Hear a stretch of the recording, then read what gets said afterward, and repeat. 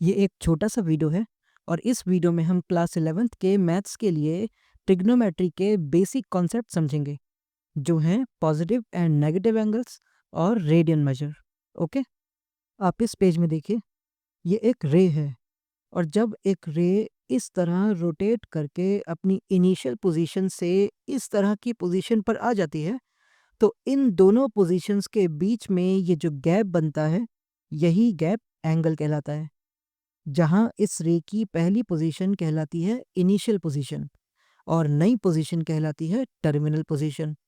और ये जो दोनों रेस के बीच का स्टार्टिंग पॉइंट है ये है वर्टेक्स। अब अगर हम इस गैप को मेजर करें तो सपोज ये निकला 25 डिग्री और क्योंकि इस केस में ये रे एंटी क्लॉकवाइज रोटेट हुई थी तो हम इसे पॉजिटिव एंगल कहेंगे और इसका मेजरमेंट होगा 25 डिग्री। वहीं दूसरी तरफ अगर ये रे क्लॉकवाइज रोटेट करे तो हम इसे कहेंगे -25 डिग्री। ठीक है, जैसे यहाँ देखिए, यहाँ ये रे 120 डिग्री एंटी क्लॉकवाइज रोटेट हुई है तो ये पॉजिटिव 120 डिग्री का एंगल है और ये रे क्लॉकवाइज रोटेट हुई है तो इस एंगल की वैल्यू है -120 डिग्री। तो इस टॉपिक में हमने जाना कि एक एंगल एक रे के रोटेट करने से बनता है और उस रे के क्लॉकवाइज या एंटी क्लॉकवाइज रोटेट करने से एंगल की वैल्यू पॉजिटिव या नेगेटिव होती है। ठीक है, अब हम आते हैं अपने नेक्स्ट टॉपिक पर, रेडियन मेजर। देखिए, 10th क्लास तक हम एंगल्स को मेजर करने के लिए सिर्फ डिग्री का यूज़ करते हैं, लेकिन 11th क्लास से एंगल को मेजर करने के लिए एक नया यूनिट आता है जो होता है रेडियन। इस टॉपिक में हम रेडियन के बारे में समझेंगे और रेडियन और डिग्री का रिलेशन समझेंगे। आप इस पेज में देखिए, ये एक सर्कल है जिसकी रेडियस r है। अब हम इस रेडियस r को एंटी क्लॉकवाइज रोटेट करते हैं और इस रोटेशन की वजह से ये आर्क कवर होती है और ये एंगल थीटा बनता है। यहाँ आर्क L, रेडियस r और एंगल थीटा के बीच में कुछ इस तरह का रिलेशन होगा। यानी अगर हम आर्क L को रेडियस r से डिवाइड करें तो हमें इस एंगल थीटा की वैल्यू रेडियन में मिलती है। जैसे इस पेज में देखिए, यहाँ आर्क और रेडियस दोनों की लेंथ इक्वल है तो एंगल थीटा की वैल्यू होगी r/r। यहाँ r से r कट जाएगा और थीटा की वैल्यू आएगी 1 रेडियन।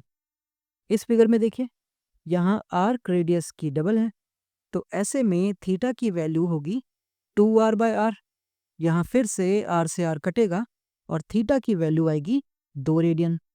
ठीक है, अब हम 1 रेडियन को डिफाइन करेंगे। इस सर्कल में देखिए, इस सर्कल की रेडियस 1 यूनिट है जो एंटी क्लॉकवाइज रोटेट होने पर जो आर्क कवर करती है वो भी 1 यूनिट ही है तो इनके बीच में 1 रेडियन एंगल बनेगा। वहीं अगर ये रेडियस क्लॉकवाइज रोटेट करेगी तो इनके बीच में -1 रेडियन एंगल बनेगा। ठीक है, अब इस पेज में हम रेडियन और डिग्री के बीच का रिलेशन समझेंगे। ये एक सर्कल है जिसकी रेडियस 1 यूनिट है। अब आप ये देखिए कि अगर ये रेडियस एंटी क्लॉकवाइज पूरा राउंड मार के वापस आ जाती है तो ये 360 डिग्री एंगल कवर करेगी, साथ ही ये पूरी सरकमफेरेंस भी कवर करेगी। यहाँ आर्क L होगी पूरी सरकमफेरेंस यानी 2πr और रेडियस होगी 1 यूनिट। अब थीटा की वैल्यू होगी L/r यानी 2πr/r। यहाँ r से r कट जाएगा और थीटा की वैल्यू आएगी 2π रेडियन। ठीक है, यानी हमने जाना कि 360 डिग्री के एंगल की वैल्यू अगर रेडियन में ली जाए तो इसकी वैल्यू आती है 2π रेडियन। बस यही नॉलेज हमारा बेस बनेगी आगे बढ़ने के लिए। यहाँ 180 डिग्री जो कि 360 का आधा होता है यानी होता है 360/2 यानी 2π/2। यहाँ 2 से 2 कट जाएगा और वैल्यू आएगी पाई रेडियन। ठीक इसी तरह 90 डिग्री जो होता है 360/4 यानी 2π/4। अब यहाँ 2 से 4 कट जाएगा और फाइनली आंसर आएगा π/2 यानी 90 डिग्री की वैल्यू होती है π/2 रेडियन। डिग्री और रेडियन मेजर के बीच के रिलेशन को याद रखने के लिए आपको ये ज़रूर ध्यान रखना है कि 180 डिग्री पाई रेडियन के बराबर होता है और 1 डिग्री बराबर होगा पाई बाय 180 रेडियन। और अगर आपको कभी भी डिग्री मेजर को रेडियन मेजर में बदलना हो तो आप इसी फॉर्मूले का यूज़ करेंगे। जैसे अगर आपको 30 डिग्री को रेडियन में बदलना है तो आप लिखेंगे पाई बाय 180 इंटू 30।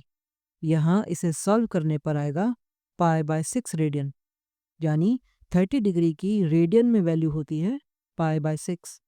ठीक है, ठीक इसी तरह 50 डिग्री की वैल्यू रेडियन में होगी पाई बाय 180 इंटू 50, यानी 5 पाई बाय 18 रेडियन।